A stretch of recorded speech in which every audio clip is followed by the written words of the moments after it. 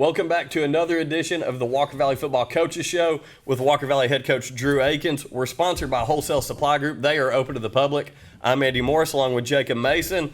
Coach, big win last week against crosstown rival Bradley. Glad you could join us once again. It is Ooltewah week, but before we get talking Ooltewah and region play and all that stuff, we got to talk the big win on the road at Bradley. Yeah, really excited for our community. I know we talked about it the night of, but man, what a cool night for our community to go over there and win the way we did. Where it's kind of we knew as the game was ending, there was not a whole lot of drama there at the end, like there has been. There's been a lot of drama in that game, especially over there. Every time we've played, it's come down to a last-second kick. So for it to be in hand. Why'd you have to bring that up? I think it was just a cool night where we got to revel in it a little bit, and just the fact that we have come so far in 6 years, and it doesn't change the fact that I have a ton of respect for what they do over there, and Coach Floyd. I think over the last 5 years he and I mutually have gained a ton of respect for each other.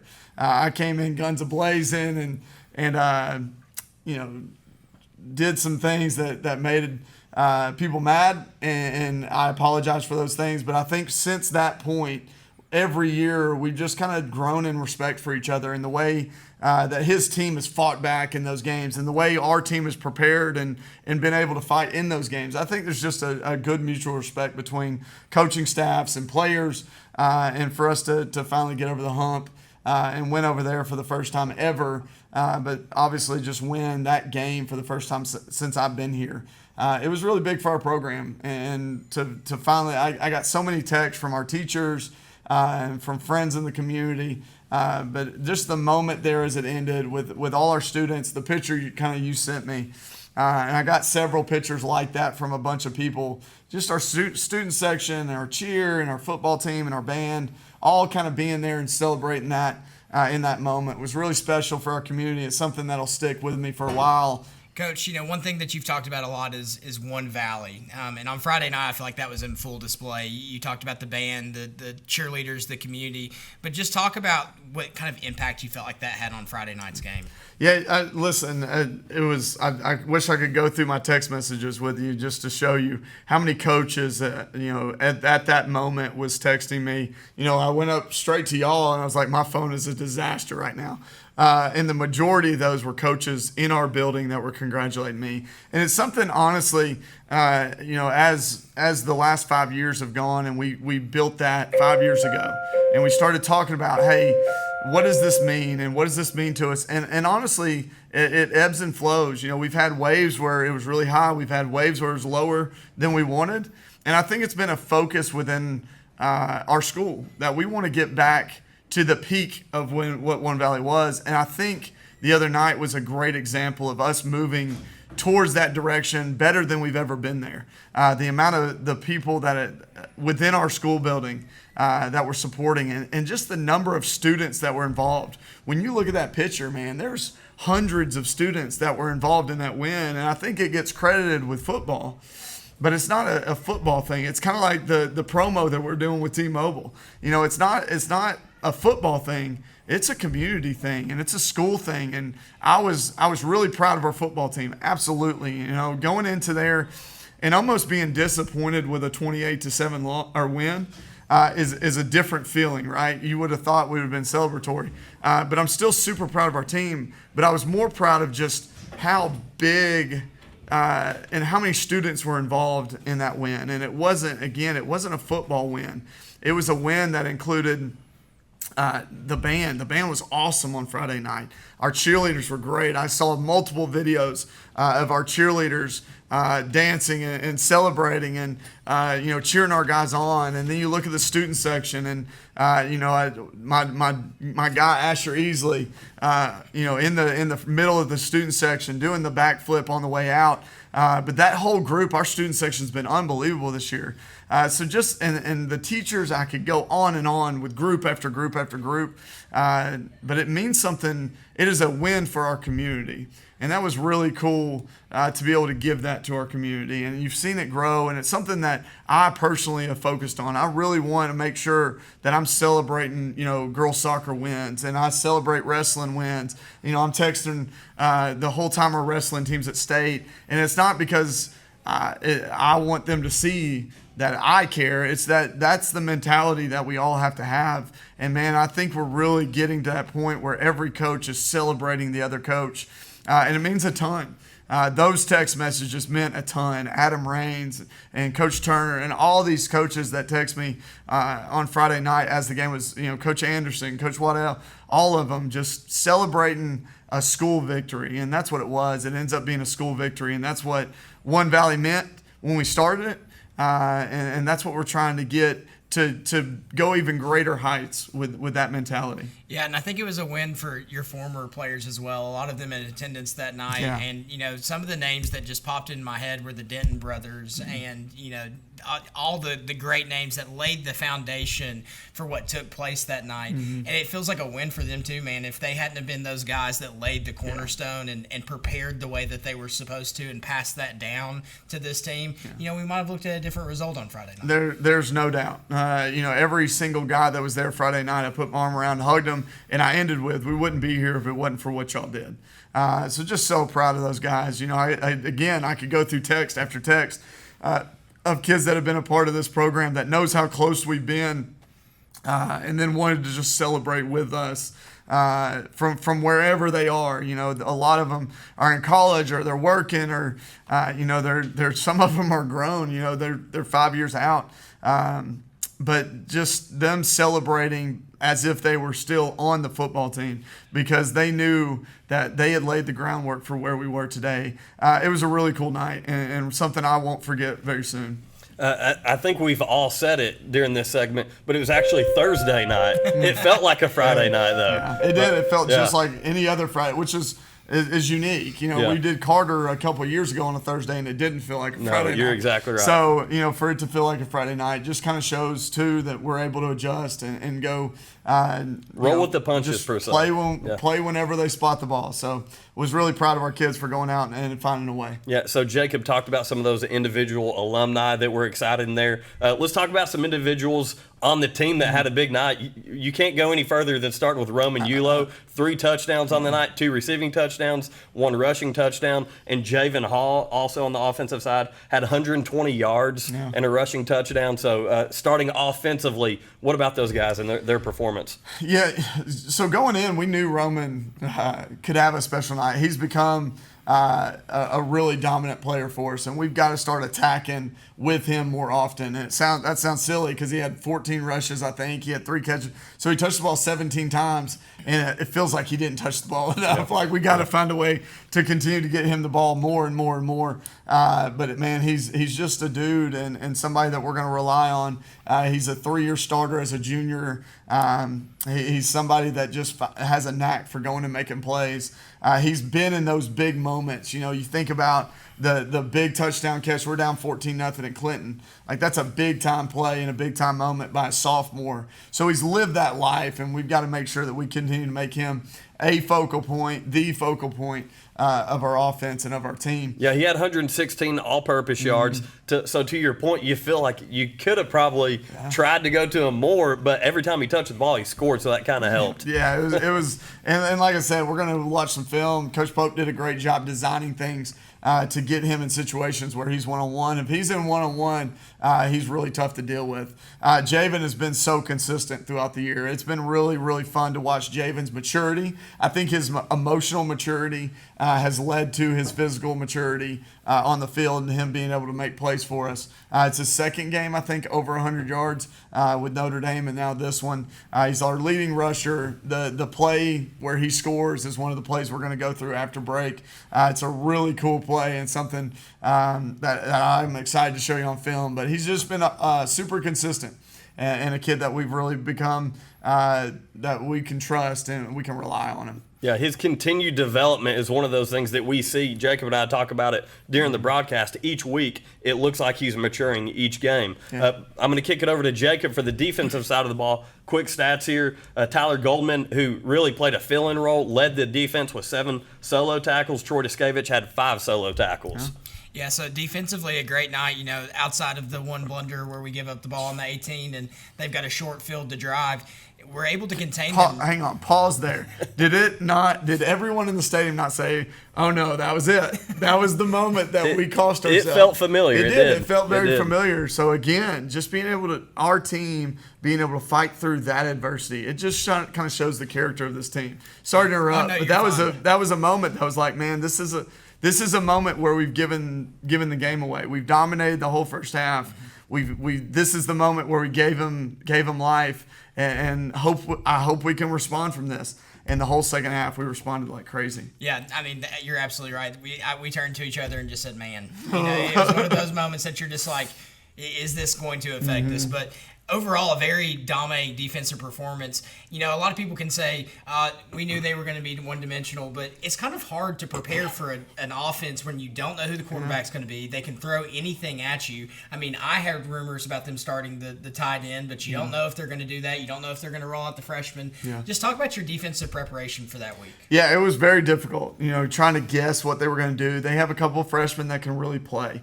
So, the Cook kid and the Nash kid, both freshmen, really difficult to rely on the freshmen. So it really felt comfortable knowing that they were going to play the tight end there. And so that's what we prepared for. Now, honestly, their offense didn't change a whole lot anyway when the young guys came in. So we felt really comfortable that we could prepare in that way for those kids.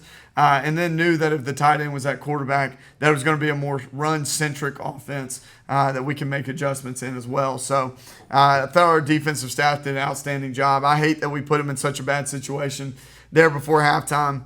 But even, going into the second half, when you look at, I think we had 38 snaps to their 13 snaps in the second half. We just dominated time of possession.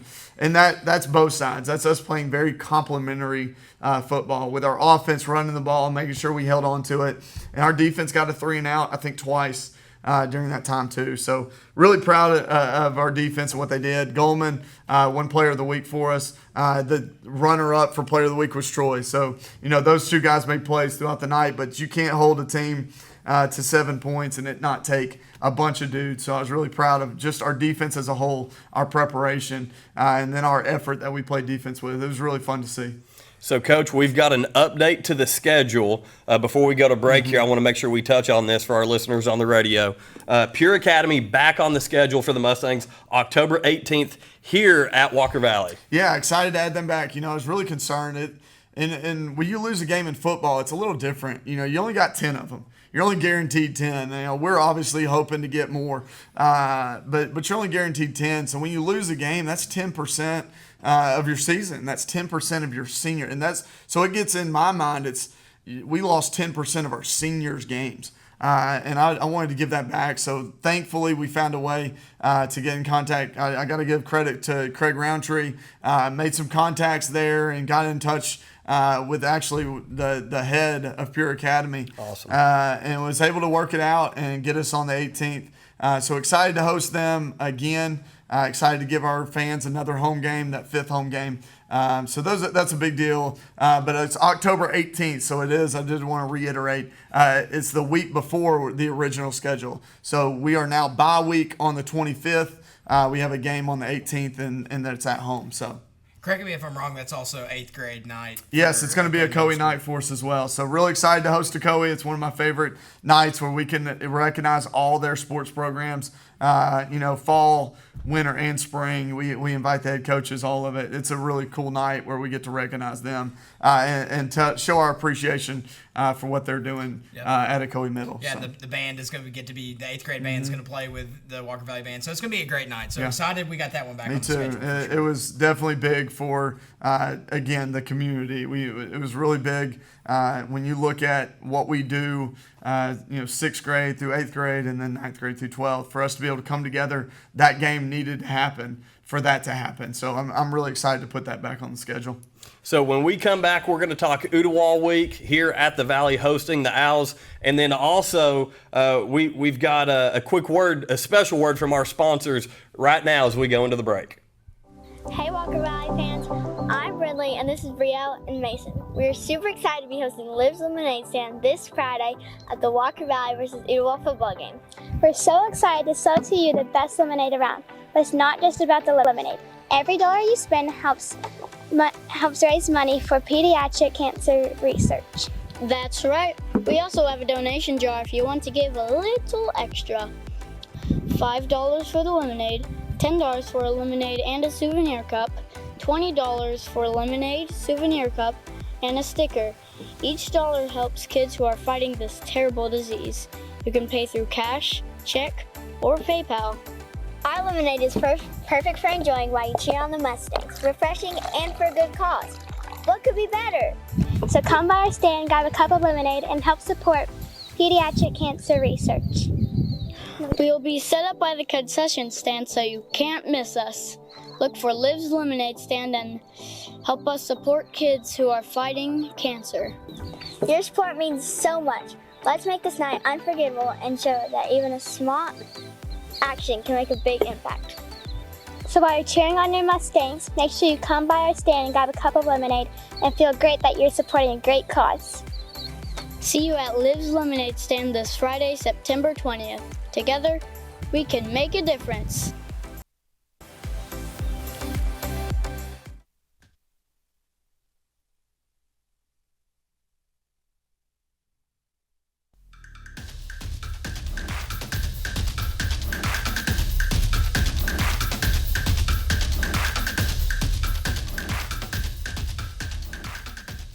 Welcome back to the Walker Valley Football Coaches Show, sponsored all season long by Wholesale Supply Group. They're open to the public. What an awesome commercial there. Jacob, Coach Akins joins us here. I'm Andy Morris. It's Ooltewah Week, but I tell you what, talk to us a little bit about that commercial that we just had. Yeah, we say this, and really thankful for Bradley Central for hosting Gold Night. We've hosted that for the last 2 years. With us not hosting either county game, it became something where we had to figure out how to do that. And when I called Coach Floyd, he automatically jumped and said, hey, we'll do whatever we need to do. Mr. Spangler and everybody involved over there did such a great job of hosting those families and again, just bringing awareness to a need in our community. And it's something that's hit our community really hard. You talk about the families that have been through that. It's close to my heart because I grew up with a friend that had neuroblastoma that passed away at 11 years old from neuroblastoma, and it's something that's so close to my heart and something I love. And this is just another opportunity to pour back into those families. I'm really proud that that's my daughter and two of her friends, Brielle Owens and Mason Phillips, that just wanted to join in and be able to do something to support them. So really proud of those kids. But really just making sure that we continue to not forget the need in our community and the families that have been impacted in our community and continue to try to do whatever we can to support those families. And was really thankful for Mr. Evers for shooting that and us being able to host that lemonade stand. So go get lemonade, donate any way you can donate. Let's try to raise as much money as we can for those families. Yeah, absolutely, for a great cause. And again, shout out to Mr. Evers, who's behind the camera with a couple students helping us out. They make this show possible each and every week. So shout out to him and his classes, and we appreciate what they do. Coach, it's the point in the season, you're getting into region play, meaningful football games. Yeah. Obviously, you're the favorite coming in this week, ranked 7th in the Tennessee Sports Writers poll, ranked 9th in the USA Today Tennessean poll. How do you approach a region game in Ooltewah this week? I think we continue to play to our standard. We really haven't focused necessarily on opponents. I know that sounds silly with us playing Cleveland and Bradley back-to-back weeks, but we had so far to go as a football team. We had scrimmages where we faltered in certain places. We had a really good offensive output against Notre Dame, but also kind of struggled with turnovers. And then Polk, we had a really poor offensive, but obviously played great on defense. So really, we've been talking about ourselves and the standard that we want to play to, and that's going to be the message this week as well. You can't. I heard Josh Heupel after the game where they beat Kent State Kent State. Kent State. They beat them to death. Beat them to death, right? And he went afterwards and he just said, hey, the opponent is nameless. The opponent is faceless. And if we could learn, and that's a Nick Saban thing too, when you look back at what Nick Saban did throughout his career, you play to a standard. You don't play to an opponent. And that's something that we talk about, whether it's a great opponent, whether it's a poor opponent. We've set a standard of how we play the game here. And that's got to be what we focus on first. And then we'll make sure that they understand the scheme, they understand what they're going to play against. But ultimately, we have to play to a standard, and we've got to fix some things with ourselves. We had a great non-region schedule that's prepared us for our region. Our region's going to be tough. I mean, when you look at what we're going to have to do, again, it's going to be different than last year. We have a target on our back now. It's not us coming in, never have won the region before in 5A. Now it's, hey, we won it last year, and everybody's going to be gunning for us. So we've got to make sure that we prepare the best way we possibly can and focus on ourselves and our mistakes and getting those things corrected. That way, when we play these games, we're able to go have success in those games. Yeah, Coach. So excited to start off region play, but more excited personally to break down some film. This is my favorite segment of the show. Love getting to learn from you and just kind of expand the football knowledge. Yeah, we say it every week, man. One of the coolest parts of our show, just being able to do this again, being able to set it up with Mr. Evers. It's been really cool. So I'm going to start out with what you saw the other night with Roman. Obviously, we haven't seen Roman at quarterback very often. So this is a new set that we have just scratched the surface of. So as you look at what we've done in this, we're really excited to add this package. And what it is as you focus in on this, we got our running back here.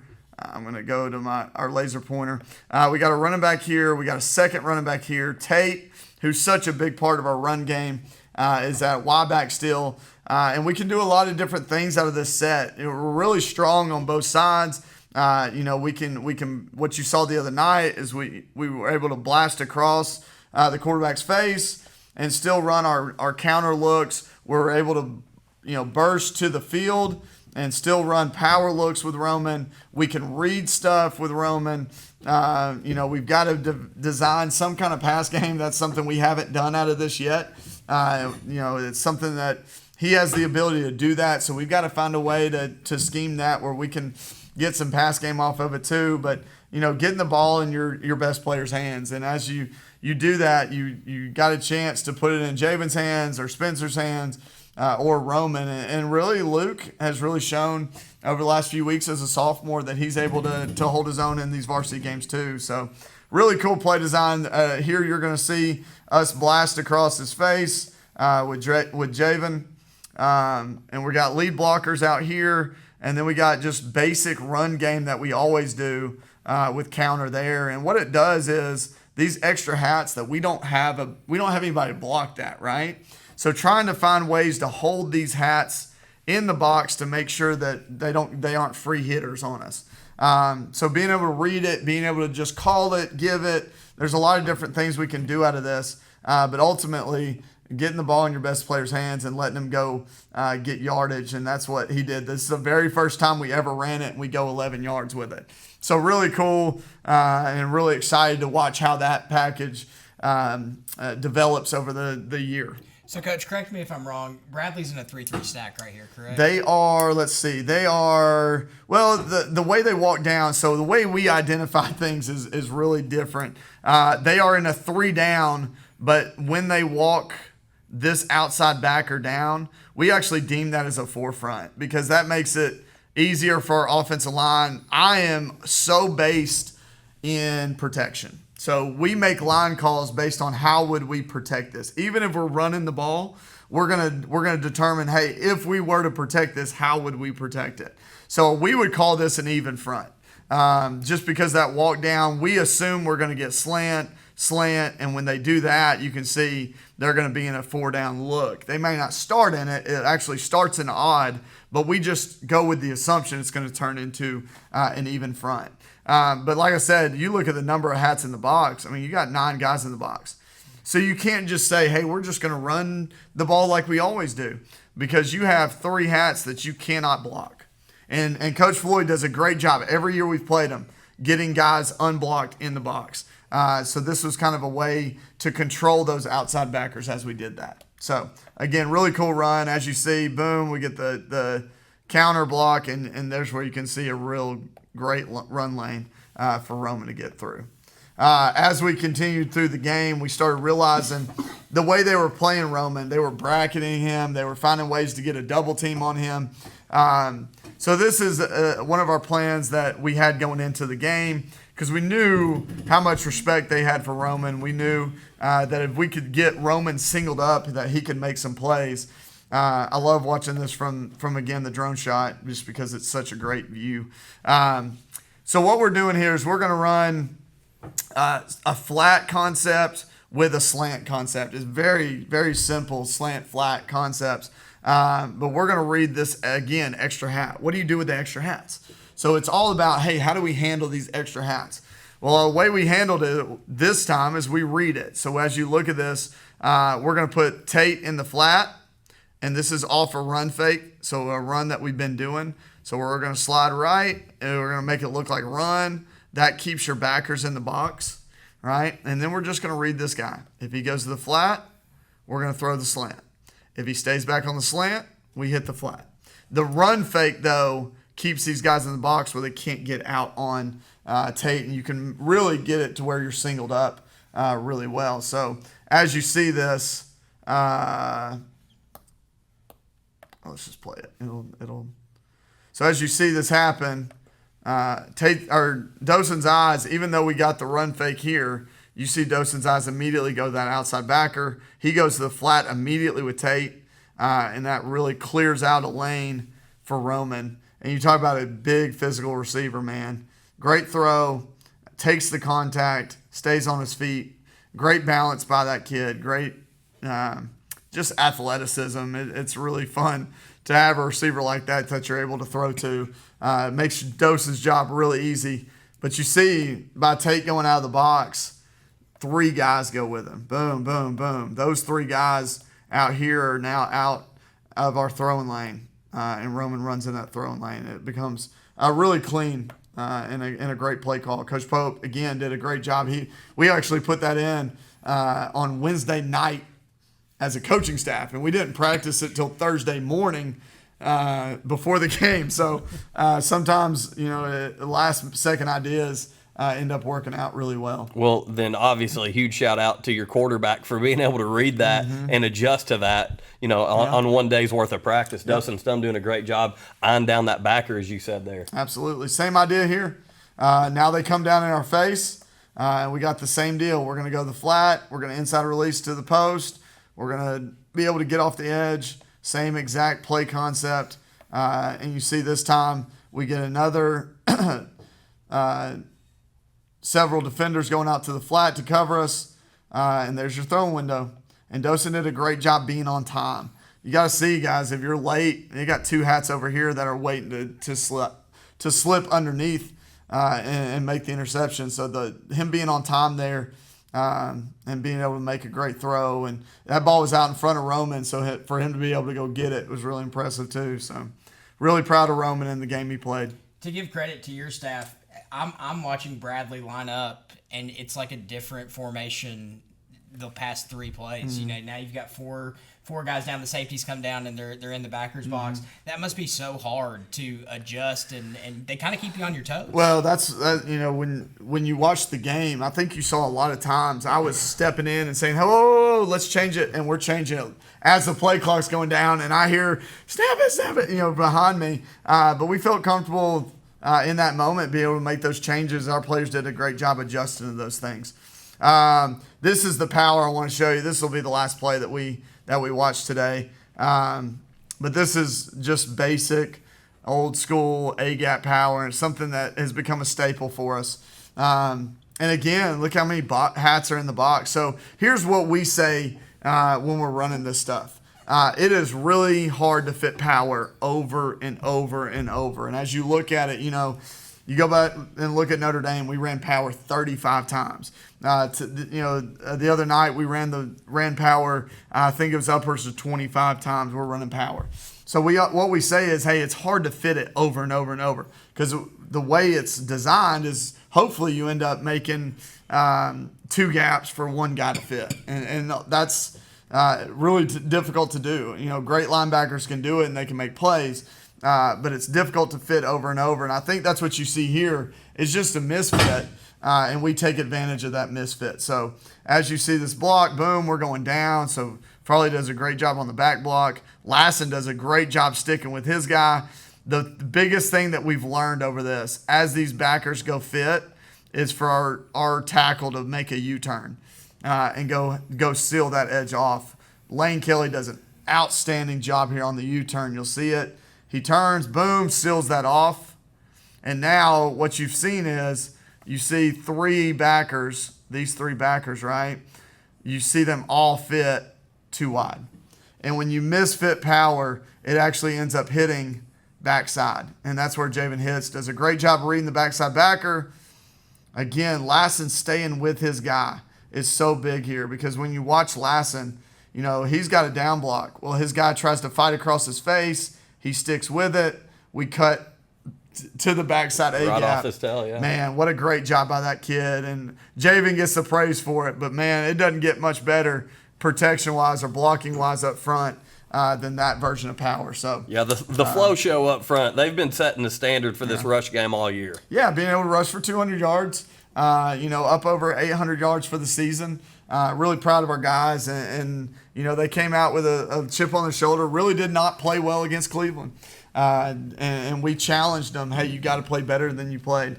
And they really responded. So we're so proud of our guys, so proud to be able to come out of that with a win. But really excited to go into region play now and start our region with Ooltewah and to be able to host Ooltewah. So fired up about it. Look forward to Friday night. Normal Friday night, nothing new. 7 o'clock kickoff time. We do have homecoming at halftime, so excited to welcome back several groups of alumni that are coming to do pregame cookouts and those kind of things, but also recognize them throughout the game. So it should be a really fun night at Walker Valley. Excited to be back home. I know that. Absolutely. Always good to be at the MAC here in the Valley. No doubt about it. So with that, you'll be able to listen to the game on WCLE Sports 99.1 with Jacob Mason and Matt Paris on the call this week. So tune in for them 6 o'clock pregame, 7 o'clock kickoff, homecoming week here at the MAC, Walker Valley. Excited to get region play started. So with that, go Mustangs.